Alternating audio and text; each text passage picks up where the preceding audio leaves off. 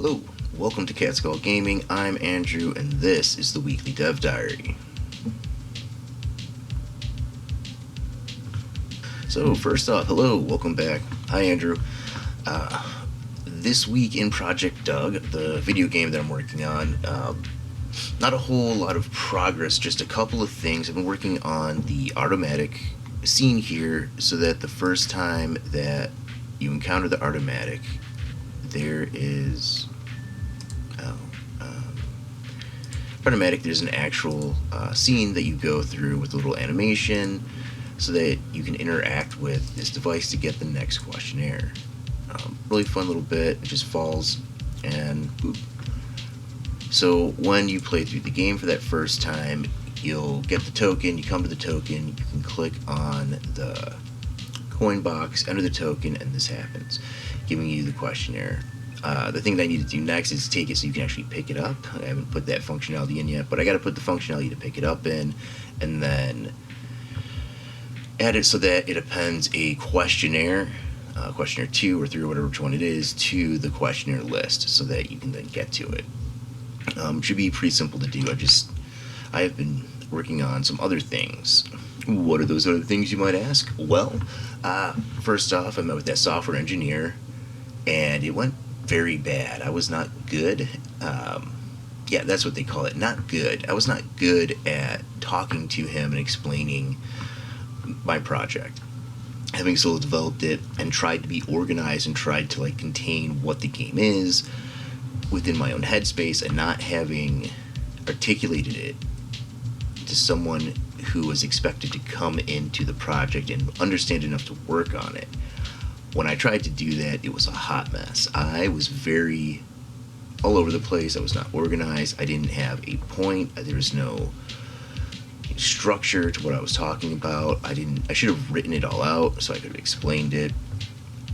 So the meeting was very bad.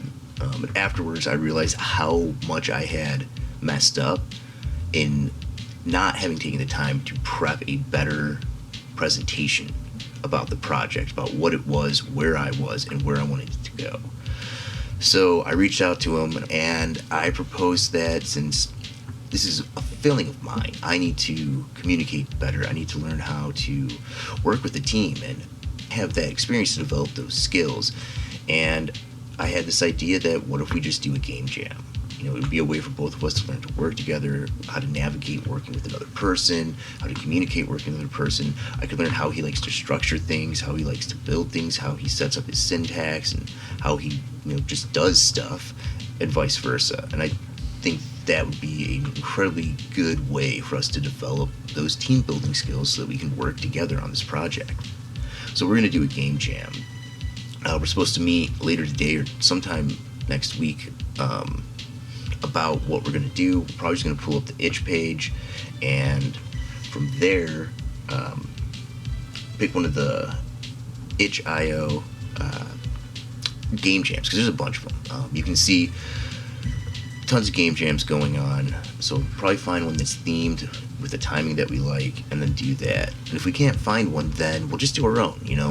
I'll set up some parameters like do snake, but make it funky, or make breakout, but musical, or something like that. We'll come with something, we'll decide on it, we'll set some parameters and some guidelines, we'll put a hard deadline on it, and we'll jam it out. So I'm going to talk to him about it.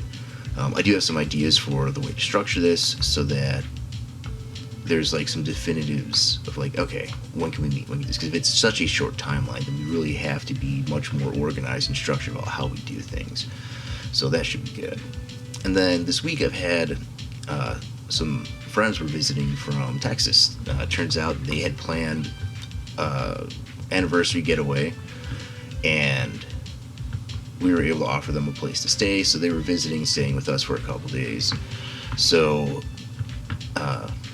my buddy Jim, he's a musician, and when I was telling him about this project and how bad that meeting went, and that we were going to do a game jam to kind of develop those team building skills, he was like, oh, I've done music for a game jam, or he wrote music for a game jam before. I was like, no shit. He's like, yeah, if you want someone to write music for you, you can let me know, man. This sounds cool. I'm like, dude, I don't know how to do any of that shit. That'd be awesome. So I'm going to try to bring him in to handle music, and we'll see what he's comfortable with, what he wants to do. Maybe he'll take on sound design. We'll see what he has time for and what he's willing to commit to the jam. And I'm kind of hoping maybe he'll stick around for the full project, because if I could find someone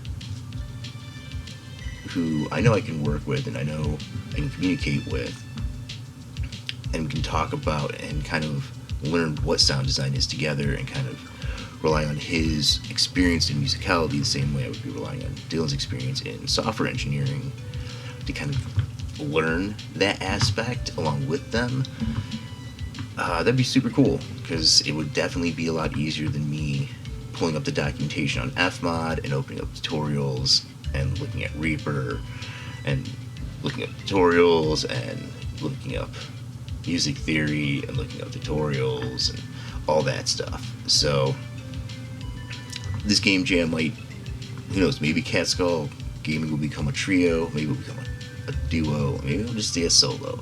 But I think this these next couple of weeks when we do this jam are really gonna kind of help figure out what is the future of the project. And I really hope we can bring these people on, because one, I think it would greatly expedite the amount of work that could be done in a reasonable amount of time, and bring some new life to the project, and inject some new energy and some new ideas.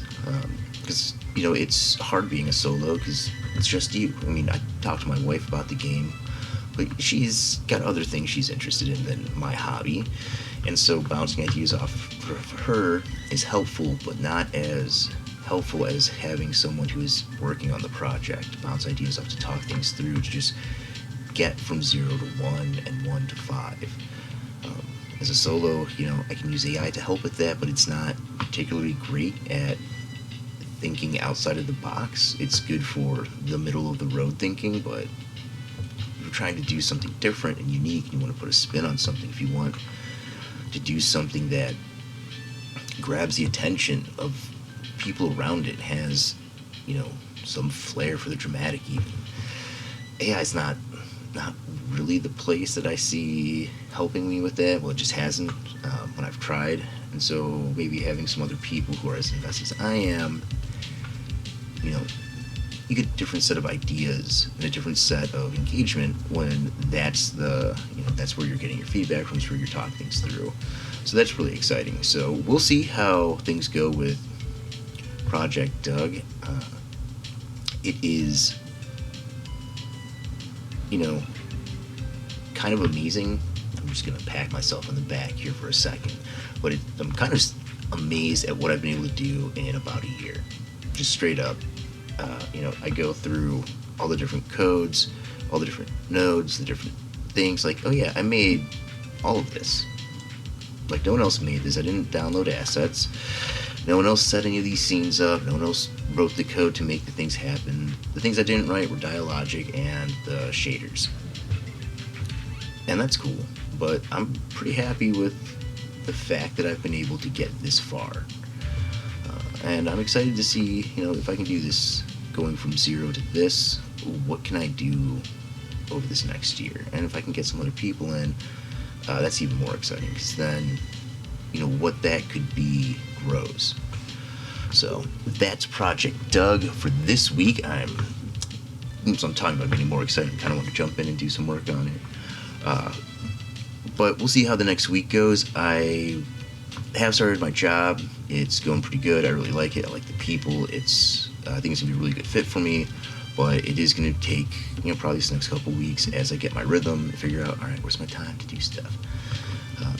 So I'm looking forward to that. And the other thing that's been a huge time sink, it has really kind of not put the brakes, but slowed down production on the project, is this Blueprints. Let me tell you about Blueprints and what an amazing game it is. Blueprints is a roguelike puzzle game where you are drafting rooms, and your goal is to find a way to get to room 46, which is at the very, very end of the puzzle. I love it. I'm at day 53. I've played for about 23, 24 hours. No spoilers. But the game's amazing. I've already found one thing though that I absolutely despise about it. There's one puzzle, it's a math puzzle, and it progressively gets harder the more you encounter it, and I think it is the biggest load of horseshit in a puzzle game. Because I'm no longer doing anything with it. I'm not engaging with that puzzle at all. When it shows up, I open my calculator. I mean, now it's gotten complicated enough that I just open an app on my second screen and I just input the things and I output the answer. There's no logical thinking, there's no deduction, it is just work. All I'm doing is work. If I could write a script that would take a screen cap and solve it for me, I would. And I think that puzzle is dumb. I think it should not have gotten more complicated than your basic mathematics. At that point, make it more complicated because you have to then add, multiply, divide, whatever, and try to keep that all in your head. Then it's a fun little game.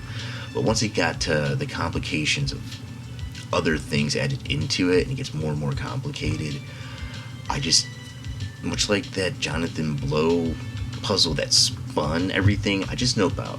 I'm not having fun with it. It's not enjoyable anymore. And when I get to that room, I dread doing it because it holds resources I need to play the game, be able to beat it. So, I love the game, great game. But that puzzle sucks. And I bring that up because those are the kind of things I'm trying to figure out why I playing the video games I'm playing right now, playing these puzzle games. Because I want to see what do they do good, what are things I might be able to incorporate into Project Doug, and what are things that I need to watch out for that I hate, absolutely hate.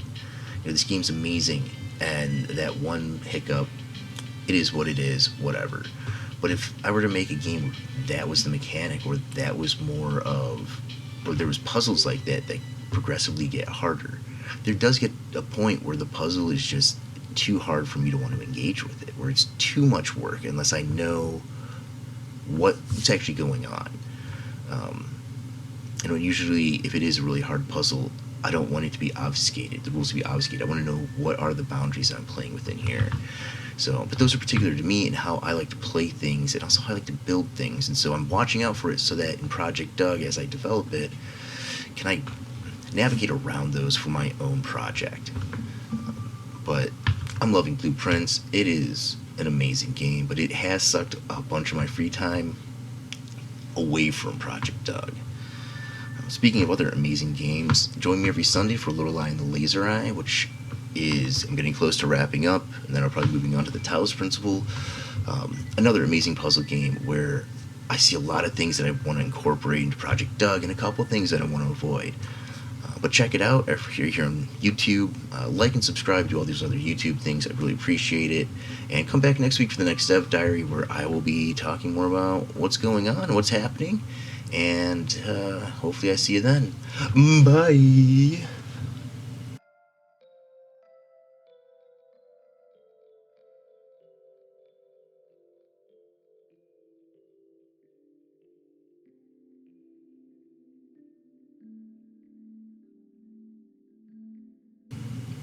Now all I gotta do is close it out. But I think I might just play some Blueprints instead. Ha ha ha ha. Get that money. Blueprints.